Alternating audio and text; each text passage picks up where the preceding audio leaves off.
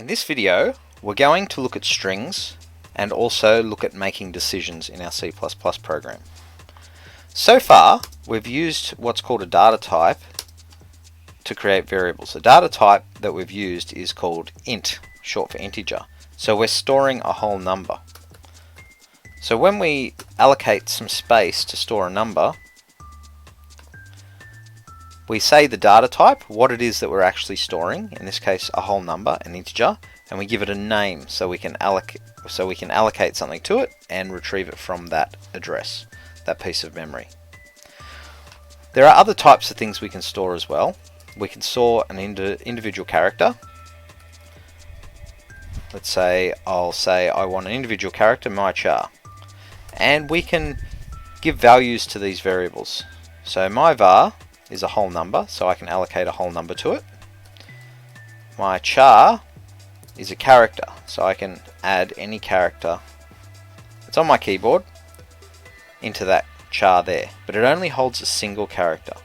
So these are called primitive data types. They just hold one thing, some simple type of thing, a character, a number, even a number that has decimal places. We've got positive numbers and negative numbers, which can all go into integers or floats. Then you can have unsigned integers, which are only positive numbers, and so on. So there's different types of things we can store. We're basically going to be storing ints, maybe some floats, which is a number with decimal places, but the one we want to look at the moment is called strings.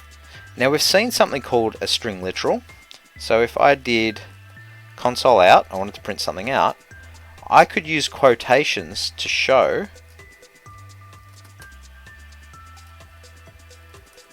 a word, for instance. It's not exactly a word, it's two words together, but let's go with that. And you can see it's highlighted in red, and we've got these quotes around it. So what we've said is this thing here is a string. It's a string of characters, a whole bunch of characters together. If I took those quotes off, I get an error here. I've got this little squiggly underline. So basically what it's saying is this is an undeclared identifier. So what it's saying is it can't find a variable name called this word. So you can see I have my var here. So that's a variable. That's a place in memory where it can store and retrieve things. And our C++ program thinks that this word here is also a variable. But the problem is, it doesn't know what type of variable it is. It doesn't know where it's stored or what it's holding. So that's a problem. But I don't mean to use a variable. I actually mean to say, take these set of characters, literally as they are, this string of characters, and put it to console out. So that's one type of string. That's called a string literal. But what if I wanted to store a string? So when I say int my var, I can say my var equals a number.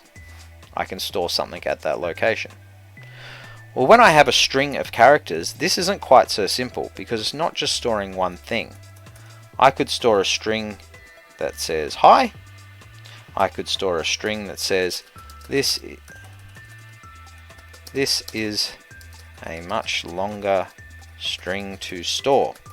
Now these are going to take up very different amounts of memory, so we can't just have a one size fits all. So we need something that can handle all these different cases, what's called an abstract data type. To do this, we're going to need something else from the standard libraries. We're going to need to be able to use strings. So now I can turn around and I say from the standard library, I want a string. Now let's call that name. Let's call this one age.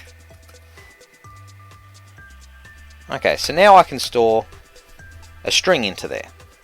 So let's read it in from console. Let's just do a very basic program that reads in a person's name, age, and prints it back out to them. So we'll start off by saying we'll write out to console, enter your name.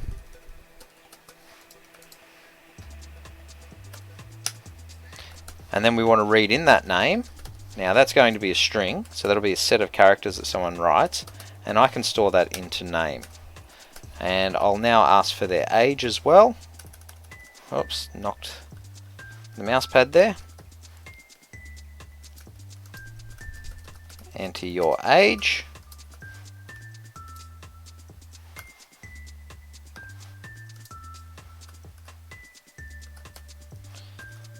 and I'll read that one into the age variable.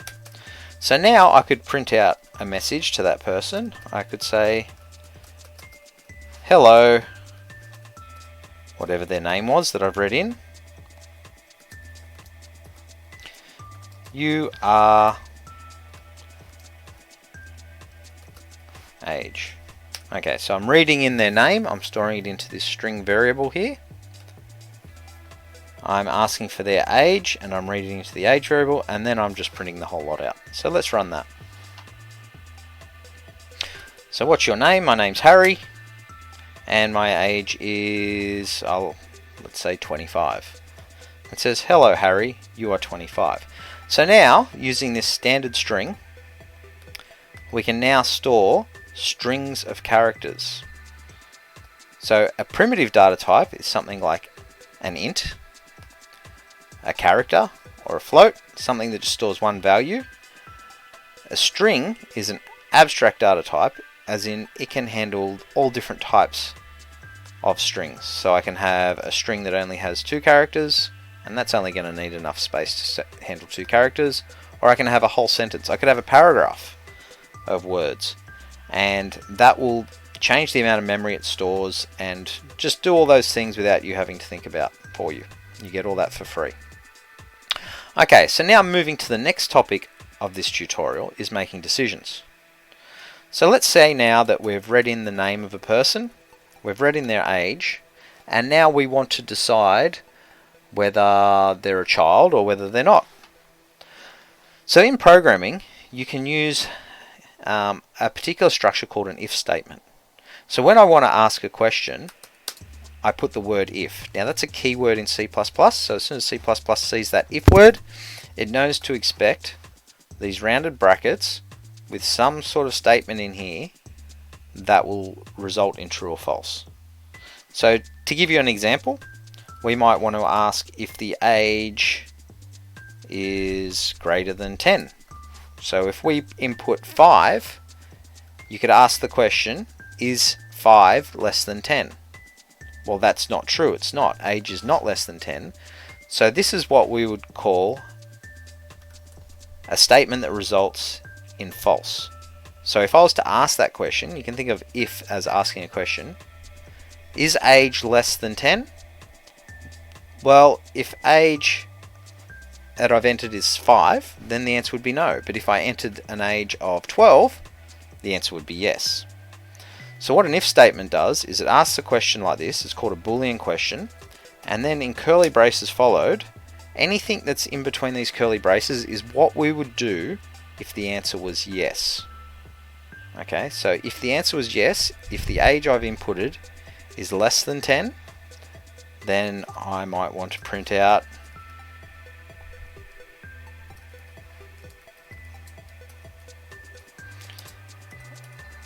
you are youthful. Okay, in the case where they're less than 10.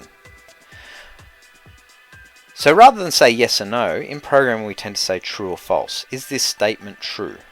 Is age less than 10? Is that a true statement? If it's a true statement, then we'll print out you are youthful. But what happens if it's not a true statement?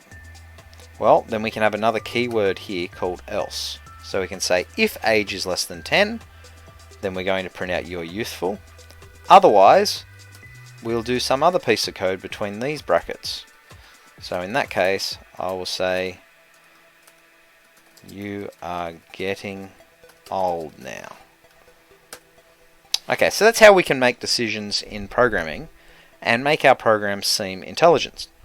So in the context of doing something like an Arduino, we could, for instance, have a light sensor as our input rather than having someone typing into a console.